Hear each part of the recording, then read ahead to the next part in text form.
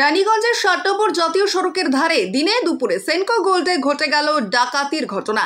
সোনার দোকানে ভয়াবহ ডাকাতি রুখতে চলল পুলিশের লাগাতার গুলির লড়াই।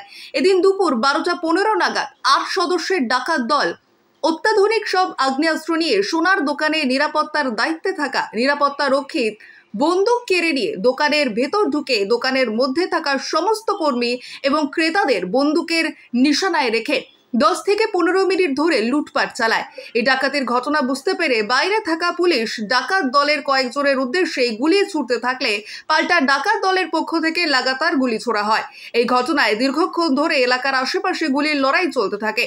পুলিশ দ্রুত সক্রিয় হয়ে ডাকাতের উদ্দেশ্যে গুলি করতে থাকায় ডাকাত দলের একজন এই ঘটনায় আহত হয়। যদিও দ্রুত গতিতে তারা বাইক নিয়ে এলাকা ছেড়ে চম্পট দেয়।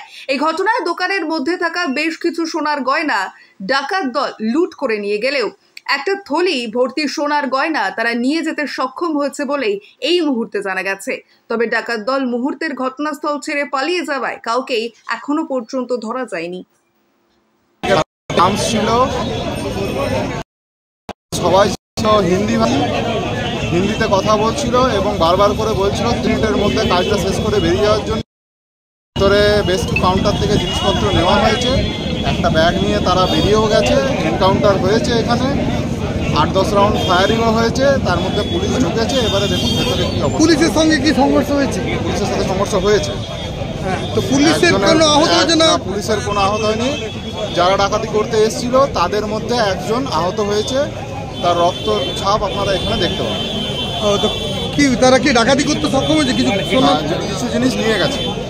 তো আপনি কি সেই সময় কোথায় ছিলেন? আপনি কাউন্টারের ভেতরেই ছিলাম।